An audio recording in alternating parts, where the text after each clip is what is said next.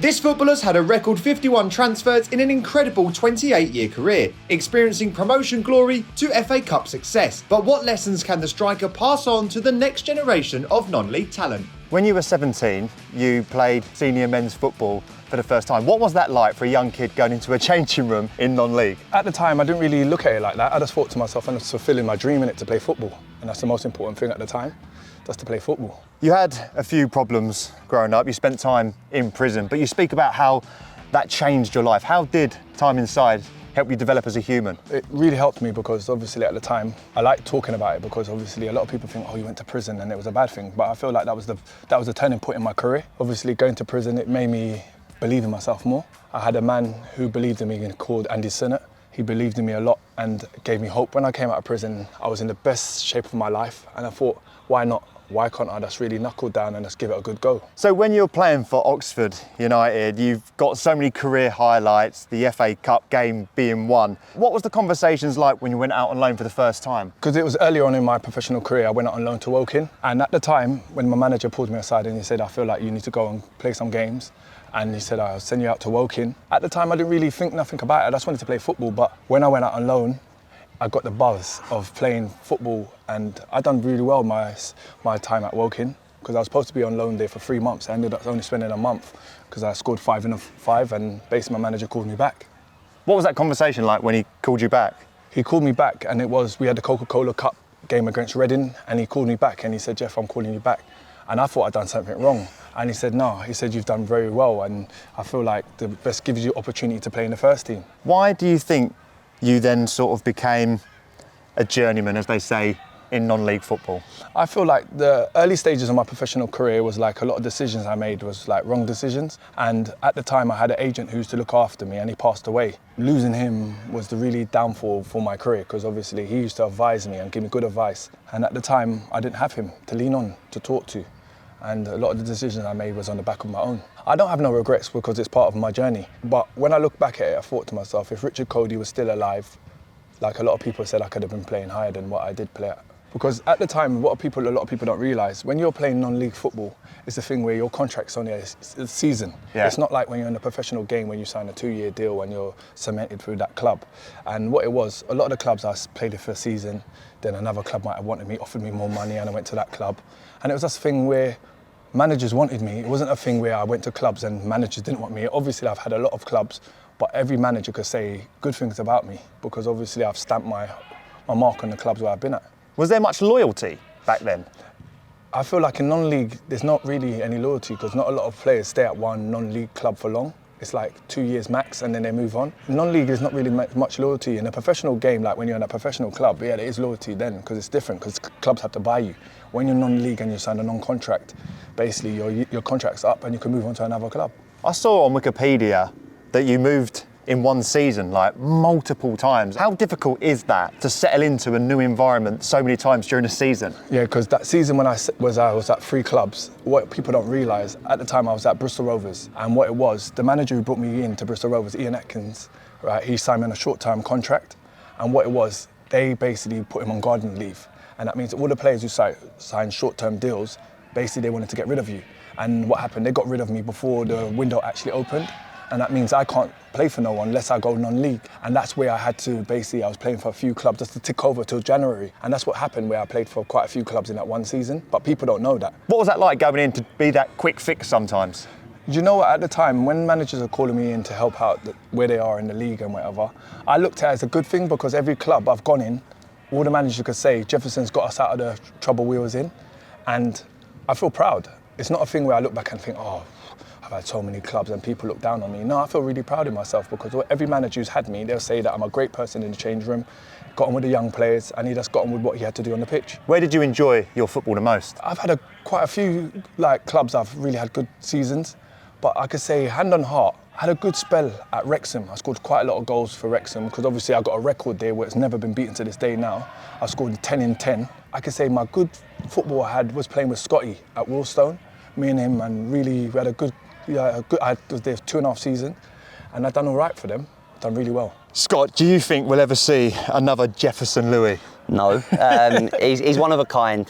He's my best mate, especially like in football. I've not met many people like him. I think he's massively misunderstood as well. I knew him from growing up in Aylesbury, same hometown, and I got warned about him as a young lad. Stay away from Jefferson, bad character. But he's changed his ways. Ever since I've known him from when we met at Wealdstone, he's been brilliant. I think especially for me, been a massive help through my troubles, and bringing him into the management team here as well. It's a beautiful thing because he's brilliant with the young lads. What are you hoping for him to bring into your changing room here at Slough? Experience, and not only that, even though he's got all the experience in the world, it's just the sort of like vibe that he brings. He's a character, he's larger than life, and he's someone that I can trust wholeheartedly. You can't get it. Go on. Love that. Oh. Hey, you've got no pace, bruv. I thought you were quick. I thought you were quick, bruv. It's early. You want the old man to come and show you? All day. All right. Allow you. Give you benefit of that. You lot are spring chickens, bruv. So for me, it was inevitable that I was going to bring him back in. He was with us a couple of years ago, and he wanted to carry on playing. I think he was 45 then. He can still do a bit. Yeah, no, he's a good player. He played for me a couple of years ago because I know that he's a big, strong, physical giant, and we miss that. But listen, I trust him wholeheartedly. We're travelling together. We sit in the car for hours on end. We talk every single day for hours, and he's just someone I just like being around. Do you think the journeyman in non-league football is sort of dying out a little bit with full-time contracts in the National League? A lot of teams now are going professional. Yeah, I think this longevity of people's careers as well. You don't see people playing to that age. Management's going to cut my career short, which I'm sad about. I always said that I'd play longer than he did, but if I stay manager at Slough, I'm not going to be able to play at this level at the age of 46, 47. And so, no, for me, I think it is. I think contracts and things like that, but listen, he was a result of the reason he had so many clubs. He'll tell you that he was different from what he was in the latter stages of his career, from what he was when he was younger. He was hot-head, outspoken, and that was Jefferson Louis that everyone knew. But the Jefferson Louis that everyone loves is the one that he is now. So yeah, it's great to have him with us. You're a manager in the National League South. What are you like with players that come in on loan? I have to treat him like one of my own. I think we're a bit different with the player-manager aspect as well. Like we've spoken about before, I care so much about the players, and I think the staff have to do that as well. We all sort of sing from the same hymn sheet, and yeah, loan players are a part of us. They always say never fall in love with a loan player, don't they? So I know some clubs really valued him. I played against him actually, I think when he was on loan to Weymouth, so I think it was 2007, so it was a long time ago, and he tells me how good he was down there, but I didn't see the stats, but I'll have to have a look into it. But no, listen, he's had a great career. He scored goals, played over I think 800 games or something, I'm not sure exactly, but yeah, it's great. What was the toughest part about going out on loan so many times? Going out on loan wasn't even a hard thing because I'm one of them kind of players. I'd get on with anyone. I'm in the change room. I'm a very loud character. I didn't really feel intimidated going into a new change room because I felt like I'm just a nice person, easy to get on with, and that's what the most important thing was. What were the non-league changing rooms like throughout your career? I feel like the change rooms have changed a lot because back in the day, the banter was really brutal. Brutal banter. It was really brutal, and it was to the point where some of the boys, if you wasn't thick skinned, you wouldn't be able to handle it. I feel like now the boys are very fragile, and you have to be really careful what you say to the boys because some of them could take it to heart. Slough's changing room, the way I've come in, and obviously the way I am as a person, I've stamped something, and Scotty hasn't seen what I've done. I try and say to the boys, the most important thing when you come in through the door is to smile. So important to smile, because when you smile, that tells a lot about your character, and that's what I try and tell all the boys. And some of the boys at first, they were thinking, what is he talking about? But I said that tells you a lot about a person, and shaking someone's hand hard. Because I believe when you shake a person's hand, you could tell how they are as a person. And them little things I've learned through the years of playing football, and them little things, they take you far in life. And I'm trying to teach the boys, the young boys, about that. They feel it in there. Side foot. Yeah, you can do. Feel it in, side foot. Because when you try and hit on the ping, it's the hardest thing to do. Side foot. Jeff's played in so many different changing rooms and says that the dynamic's very, very different now to what it once was. Yeah. What has it been like for you becoming a manager in a non-league changing room? Yeah, I'm probably still classed as one of the clowns. So I've had to learn, I have to get changed separately from the boys now, whereas obviously I was getting changed with them at first. But yeah, you have to be different. I think players have changed. You get the sort of millennials now that are a little bit different, they're a little bit more emotional, they need talking to a little bit more. Whereas back in the day, and Jeff will vouch for this, you didn't go and knock on a manager's door. Like, you only went there if you were in trouble or if you were getting dropped from the team or picked for the team. So yeah, it's very, very different. Nights out, much different from what they used to be. In what way? back in the day, they were just carnage, absolute chaos. There was no social media, no phones. It was reckless, to be honest. Like when you're on nights out, probably a few more fights as well. So if I'm being brutally honest, there was always a few more scraps. If social media was around back then, do you think his name would have been at the forefront a bit more? Yeah, absolutely. I think that's how players get their moves now, agents and social media. Like, you can't hide from a player doing well. I think the fact that people know about his name now shows how long his career's been. He goes through so many decades of football, it's incredible. So I watched him first play, I think, when he was 17, and I was a kid. I was sat with my dad in the stand at Aylesbury United, where we grew up. And back then he was exactly what he was when he was 44, 45. Didn't change. Still powerful, still quick. Could leave one on you, could score a header, could drive down the side and smash one in. But yeah, he's probably the strongest player that I've ever played with. There was one story when we played for Wealdstone, and Gordon Bartlett, the manager, said at half-time, he was like, "Jeff, you've been useless. You need to be better." He said, "Like, we're playing with 10 men." I remember walking out to the pitch in the second half, and he came over to me and he was like, "Do you not think that's a bit harsh?" I said, "No, you've been shit." I said, "You've been shit, Jeff." I said, "You need to get angry." I said, "Like, when you're angry, you're unplayable." I said, "But when you're nicey nice," I said, "you're no good to no one." The second half, honestly, he was like Zlatan Ibrahimovic. Honestly, he was that good. But because he played with that sort of tenacity, and he was just fiery. And when he's at all elbows and arms, swinging his body around, people couldn't get near him. And that second 45, it was like a chalk and cheese. He was so good. But I think that's the beauty of the relationship that we've got. We can be honest with one another. I played a pre-season game a few weeks ago, and he told me that I was rubbish.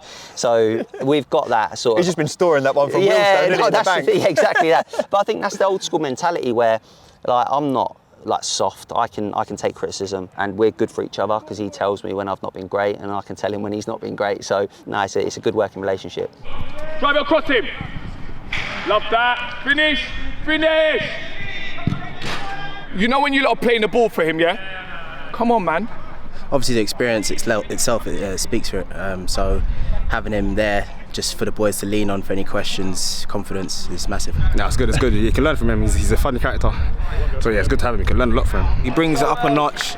When we need him to give some people a bit of a kick, he does. When he needs someone that needs an arm around them, he does that as well. So he knows what type of characters need what treatment. So it's great. What can you teach them on the pitch? Have they come to you for advice? I don't really think they come to my advice, because I'm a person, I will give them advice.